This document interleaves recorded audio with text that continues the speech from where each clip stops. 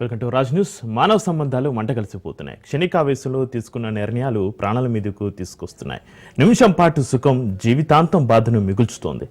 తెలుగు రాష్ట్రంలో రోజు రోజుకి విలువలు దిగజారిపోతున్నాయి. వాయు వరుసలకు చూడకుండా ఇష్టం వచ్చినట్లుగా వివరిస్తున్నారు కొందరు ప్రబుద్ధులు. మనిషన్న సంగతే మర్చిపోయి పశువుల్లా ప్రవర్తిస్తున్నారు.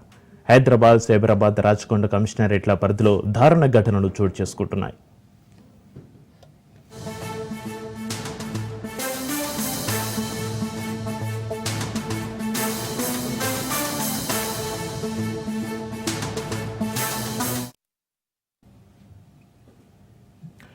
మేడ్చల్ జిల్లా బోడుపలో దారుణ ఘటన చోటు చేసుకుంది. భార్య స్వాతిని ముక్కలు ముక్కలుగా నరికి హత్య చేశాడు భర్త మహేందర్ రెడ్డి.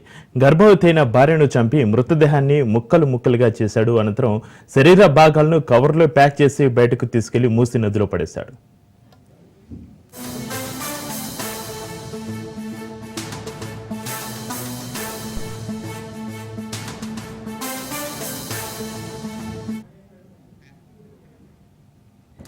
ప్రస్తుతం భార్యాభర్తలిద్దరూ పనిచేయిందే ఇల్లు గడవని పరిస్థితి చాలా మందిది.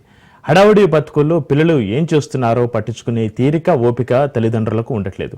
ఇంకొందరు అమ్మ నాన్నలేమో తమ పిల్లలకు స్మార్ట్ ఫోన్లు మొదలు అడిగిందల్లా కొనిచ్చి గారాబం చేస్తున్నారు. అలాంటి పిల్లలు ఆన్లైన్ గేములు, ఓటీటీలో హింసాత్మక చిత్రాలకు అలవాటు పడుతూ తీవ్ర మానసిక, శారీరక సమస్యలకు గురవుతున్నారు. కొందరు దారుణ నేరాలకు పాల్పడుతూ జీవితాలను నాశనం చేసుకుంటున్నారు. హైదరాబాద్లో 10 ఏళ్ల బాలిక హత్య ఉదంతం గాడి తప్పుతుందన్న భావితరం ధైన్యాన్ని మరోసారి చర్చకు పెట్టింది. కుక్కటిపల్లిలో ఒక 10వ తరగతి విద్యార్థి ఒక ఇంట్లో క్రికెట్ బ్యాట్ను దొంగిలించడానికి వెళ్లి బాలికను దారుణంగా హత్య చేశాడు.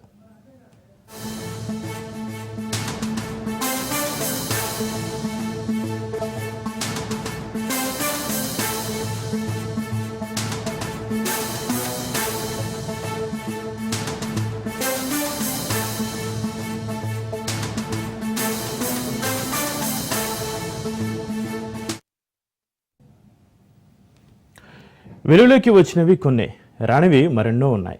అసూయ, స్వార్థాలతోనే నేరాలు, ఘోరాలు జరుగుతున్నాయి. రోజు రోజుకు మనుషులు పైశాచిక ప్రవర్తన పెరుగుతుంది. మహిళలు కూడా తామేమీ తీసిపోమన్నట్టుగా దాడులకు పాల్పడుతున్నారు.